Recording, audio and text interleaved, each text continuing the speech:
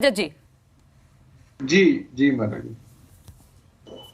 हाँ जी, सवाल करें मनु जी हाँ अपना। रजत जी, बीजेपी की तरफ से कल रैली की गई, साफ संदेश दे दिया गया एक ही मिनट में कि 10 की 10 सीटों पर कमल खिलेगा। कांग्रेस पर भी तंज कसा गया और अपनी उपलब्धियों के बारे में भी अमित शाह ने बता दिया कि जो 70 साल में नहीं हुआ वो हमने 8 साल में करके दिखा दिया। कांग्रेस का हाथ से हाथ जोड़ो अभियान चल ही रहा है और आपकी परिवर्तन यात्रा बीजेपी बनाम कौन, आप, कांग्रेस या आम आदमी पार्टी जो एंट्री की कोशिश कर रही है? देखिए मनु जी, जब कांग्रेस का हमें थोड़ा इस तरह समझना पड़ेगा, हरियाणा का अगर पॉलिटिकल सिनेरियो देखें तो बता दिया कि जो 70 साल में नहीं। जी नहीं रजत जी बोलिए।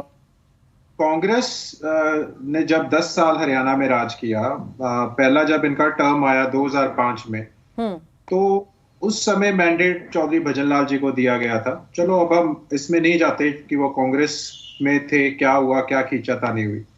उसके बाद जब 2009 का हुआ तो देवर शॉर्ट ऑफ मेजॉरिटी, जैसे आज ये जजपा के साथ चला रहे हैं वैसे इनकी कांग्रेस के भी 40 विधायक थे।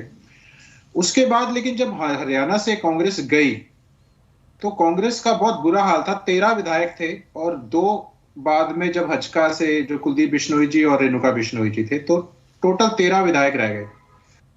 मेरा ये अपना आकलन है कि जिस हिसाब से महंगाई, जिस हिसाब से बेरोजगारी, अग्निवीर जैसी योजनाएं हैं, हरियाणा लगातार नंबर 1 है बेरोजगारी में, कि भाजपा का बहुत बुरा हाल होएगा, एंटी इंकम्पेंसी कांग्रेस से भी बुरा हाल होएगा।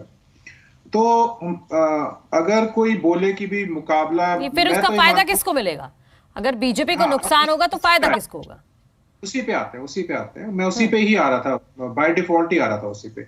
तो अगर हम ये सोचें कि इतना भारी, मतलब जजपा को तो वैसे अकेला लड़ना चाहिए, अगर थोड़ी बहुत भी हिम्मत है। दूसरों के ऊपर तंज कसना आसान होता है कि आपकी चलो 70,000 आ गई एलनाबाद में, आपकी यहाँ 5,000 रह गई, 5500 रह गई, यहाँ रह गई। इनको अपनी असलियत देखने के लिए भी ना जजपा, मेरा तो अपना मानना है कि जजपा साथ मिलके भी, जजपा वालों की तो पक्का जमानत जब्त होगी। बीजेपी हारेगी निश्चित तौर पे, बीजेपी की सीट्स यही 10, 12, 13 के आसपास रहने वाली है। अगर मैं ये कहूं कि हम ही हमें और कोई नहीं है, वो भी कहना गलत। निश्चित तौर पे जो सीट्स डिवाइड होंगी उसमें कांग्रेस को भी शेयर आएगा, एनएलडी को भी आएगा, और मुझे लगता है आम आदमी पार्टी का भी खाता खुलेगा। अच्छा, सरकार आप बनाएंगे? सरकार वो देखिए, मैं भविष्यवक्ता तो नहीं हूं और बहुत लंबा समय रहा है और परिवर्तन यात्रा हमारी शुरू होने जा ही रही है।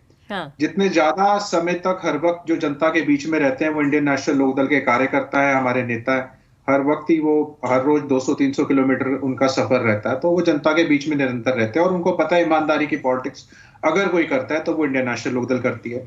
अगर हरियाणा को हमें कोई भी कुछ भी बोलता रहे, लेकिन ये कोई झुटला नहीं सकता कि हरियाणा के ऊपर अगर जो हरियाणा का खाली खजाना था, जो तिजोरी की चाबी इंडियन नेशनल लोकदल के हाथ में आई, तब विकास भी बहुत हुआ और हरियाणा प्रदेश का खजाना भी हमने, वो तिजोरी पुराना जो खजाना था वो भी उसको भरने का काम किया और उसको सर भी छोड़ के गए और महकमे भी बहुत हमारे प्रॉफिट में चलते थे। तो अभी आकलन कर रहे थे, मैं मुख्यमंत्री जी की स्पीच भी सुन रहा था। तो जो मुख्यमंत्री जी की स्पीच थी उसमें वो ये कह रहे थे कि बहुत बदलाव आया है। हाँ, मैं मानता हूं बदलाव आया। सबसे बड़ा बदलाव आया है बेलगाम करप्शन का, हर महकमा जो है, और बेलगाम कर्ज और करप्शन दोनों आपस में जुड़े। अगर आपके सारे महकमे घाटे में है तो इसका मतलब आपके ऊपर जो आपने कर्ज छोड़ दिया, हम बहुत लाइटली बातों में कि भाई इतने 1000 करोड़ का तो है, इतने लाख करोड़ का तो है।